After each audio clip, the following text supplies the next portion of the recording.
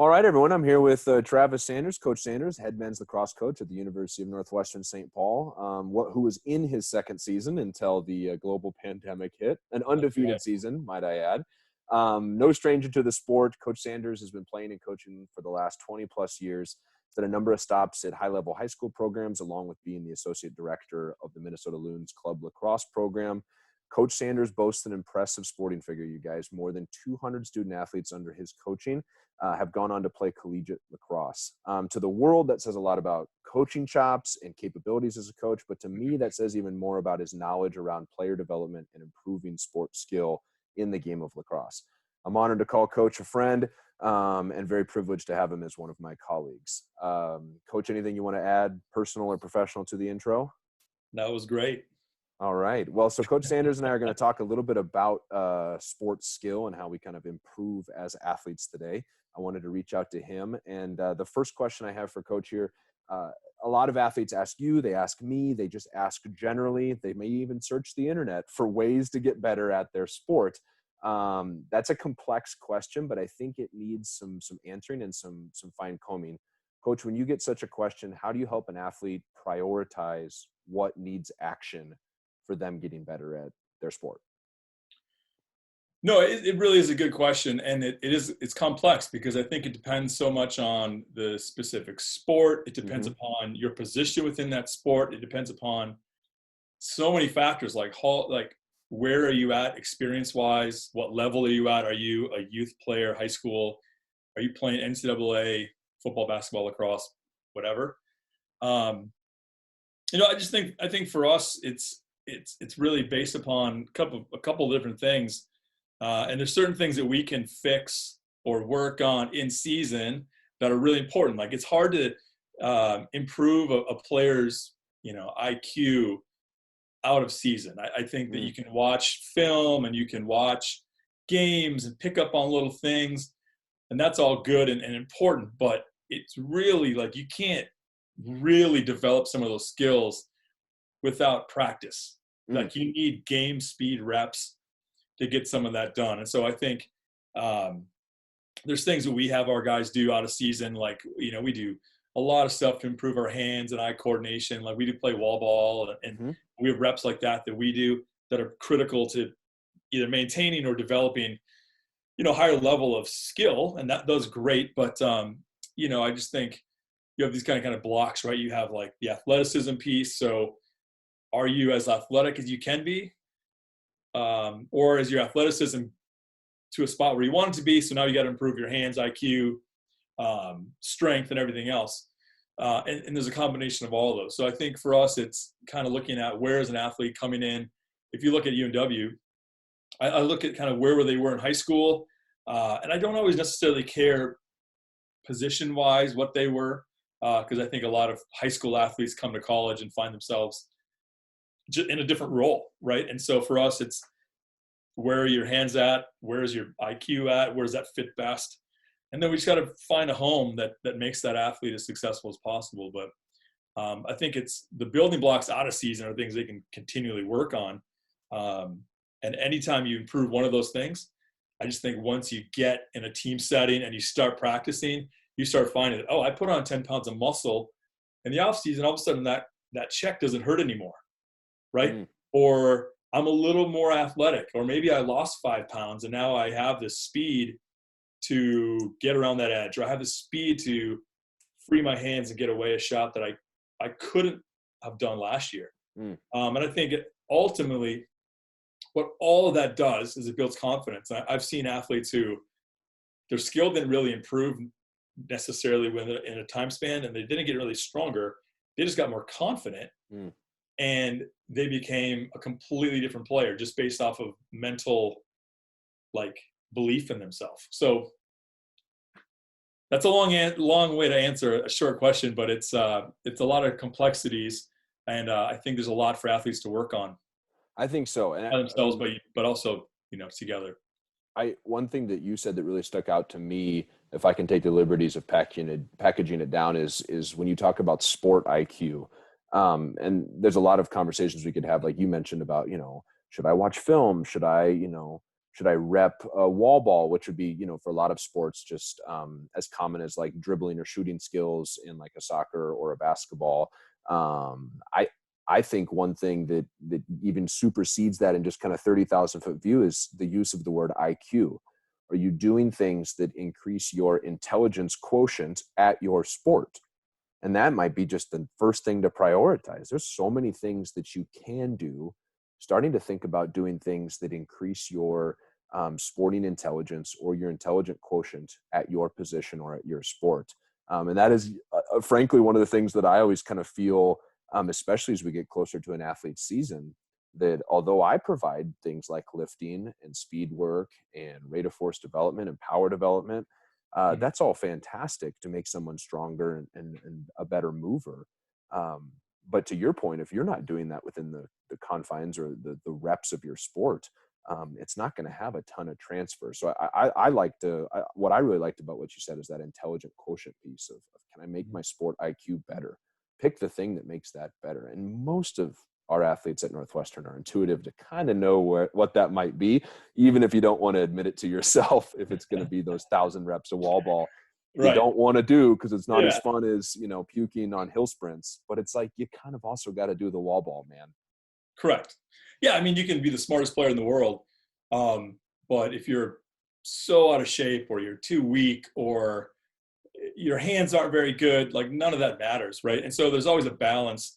And I think one, kind of unique thing about our sport, I've seen some really, really successful players not be a full package. You know what I mean? Like guys who are a little too short to play basketball or not fast enough to play football or run track, or they weren't, whatever. They were deficient in some way, but they're really good at something else. And they found a home in the lacrosse field because we have so many kind of unique gifts that are usable in our sport. And so basketball is so precise. I mean, we talked about it, but like the ability to, shoot a basket repeatedly is impossible. We play noon ball and it's kind of a joke. Like it is so hard.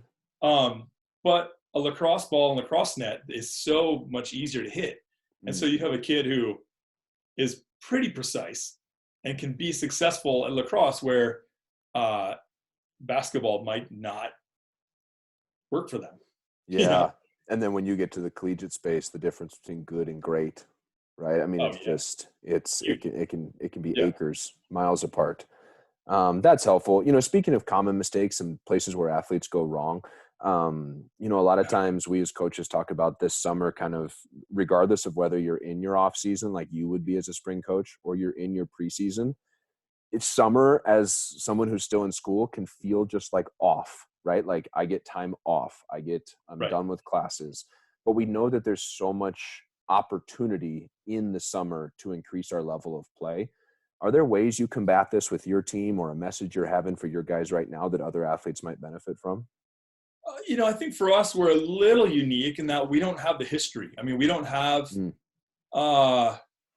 even competitively, like we don't have, we're kind of in this generation of like our guy, and luckily a couple of guys are coming back, but like our first group of seniors we're right now that have kind of been through our history of our program. And so I think if you look back 3 years ago, even 2 years ago, we were in the situation where guys were playing that we just needed bodies. And there wasn't the level of competition that we had at practice or even to make up a roster. And now we do in a short time. And so now we have a spot where guys are fighting for playing time, and they're fighting to be on the field and contribute, which is fantastic. And now we have a new class of guys coming in, plus a group of seniors staying. So now our roster will be this 5-year mix, give or take, of guys who've been around for 4 years plus one, and guys just starting. So I just think, I think another thing it kind of reminds me of is like complacency sets in, and, are you good enough? Are you happy where you are as a player? What do you want to be better at? If you're that player who's didn't get the playing time, well, what are you doing about it? Right? Like, are you going to complain and say, well, coach doesn't like me or whatever? Or are you going to show up in August if you're a fall athlete, right? Or September or whenever you do fall ball for a spring sport or for basketball? Like, what changed? Mm. Coaches notice. Like, coaches know when an athlete shows up and they just look and feel and sound different.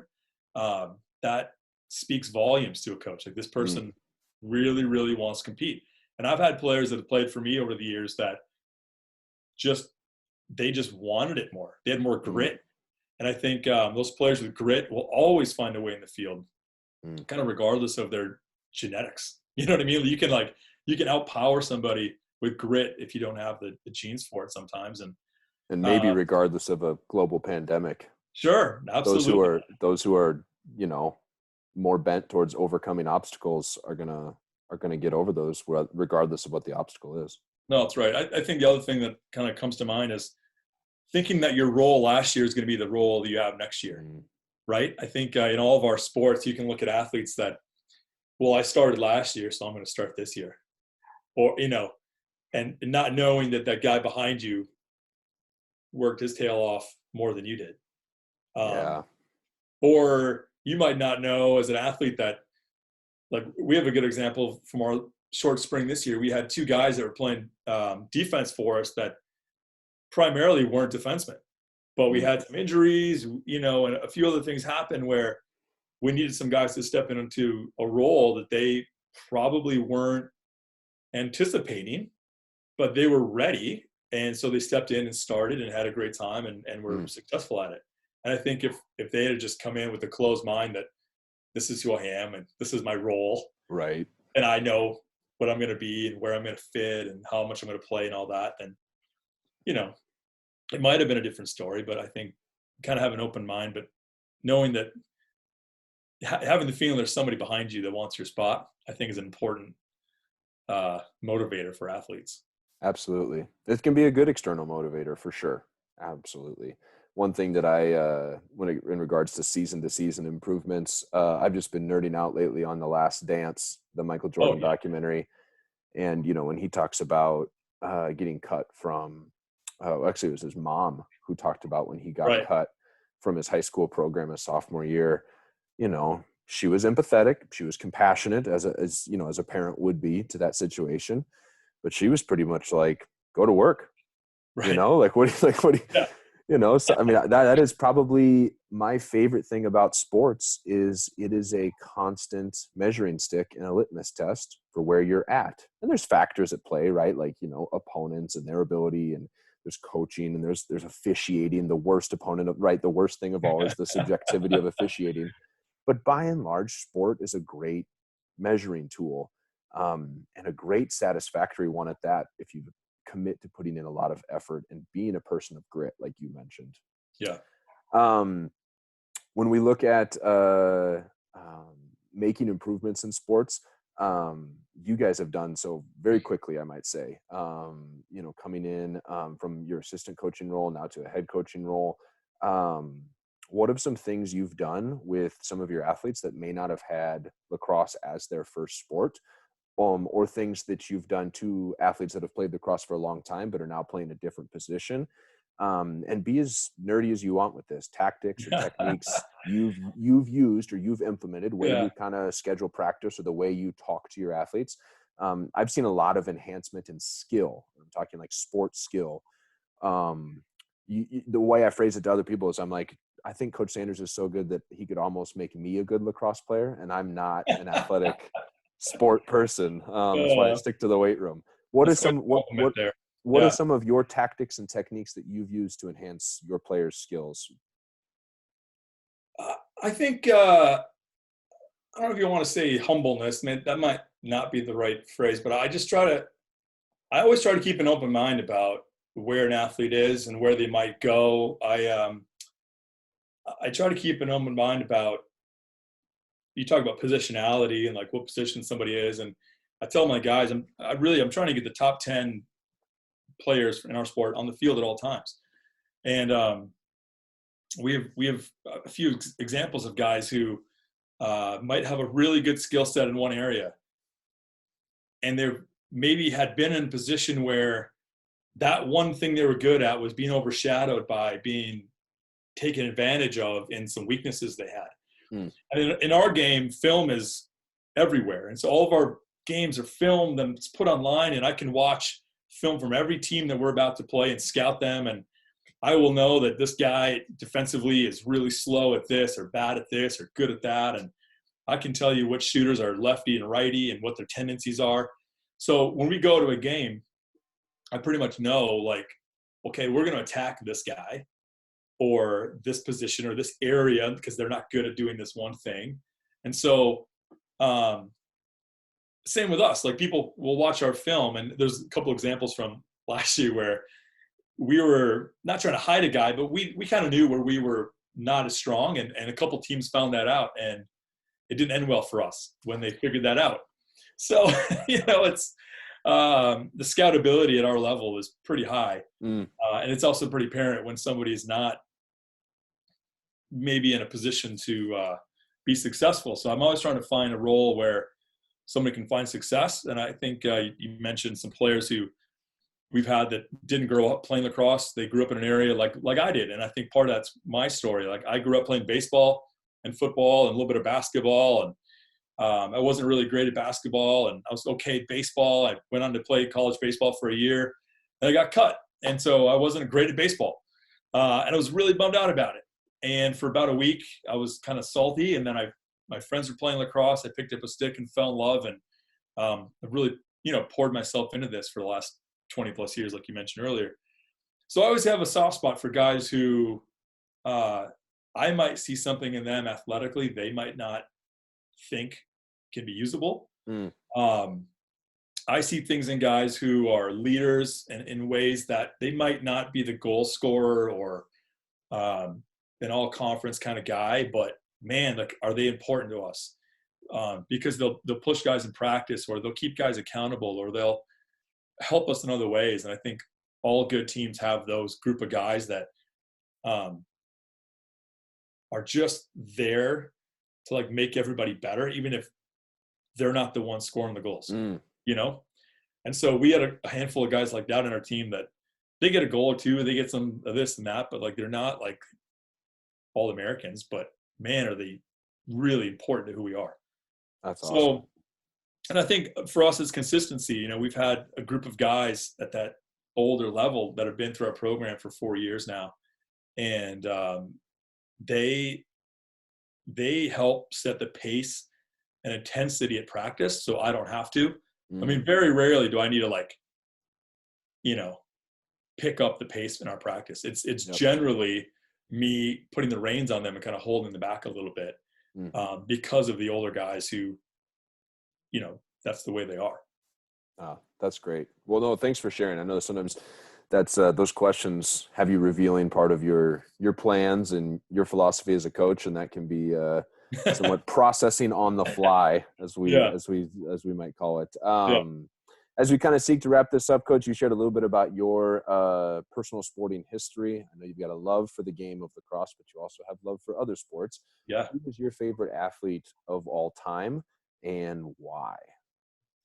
Yeah, well, it's kind of complex. I think growing up, my favorite athlete was always Gary Carter. I grew up in the era of like the Mets in '86 when they won the World Series, and I knew at that time I wanted to be a catcher. He was their catcher, kind of leader of the team, and so he had the curly hair and everything else. Like, I was a big Gary Carter fan for a long, long time. He was my favorite athlete. But now there's a guy named John Grant Jr. in our sport who he actually just got the offensive coordinator position at Johns Hopkins like today or yesterday. So, oh wow, pretty exciting. But he is one of those athletes to me that I can't look away from. Like, I love basketball, so like I grew up in the Jordan era, and so like when you would watch a Bulls game, you can't take your eyes off of him. Or when you watch LeBron today, it reminds me of like you have to watch him. Like, he's going to do something amazing.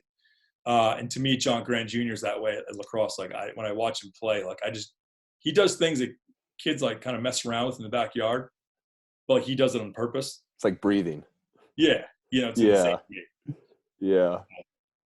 Oh, those human highlight reels are fantastic. I mean, that's another reason that makes sport so exciting, is the chance to have someone who's got the right stuff and can just elevate other people and kind of go off when they will. So, Well, Coach, thanks so much. The information shared today, certainly valuable. We're in this season of kind of wrapping up quad 4 and our athletes are home for the summer. And I just challenge you to kind of pour into some of the words that Coach Sanders said, guys, to be working on your sport intelligent quotient, your IQ, and maybe possibly seeing the ways beyond just the tactics that you can get better, being the type of leader that elevates others around you. And I mean, this is a team sport for every single one of our student athletes. So, Coach Sanders, thank you for your time this afternoon. Thanks for weighing in. Any final words of encouragement or wisdom for the student athletes at Northwestern?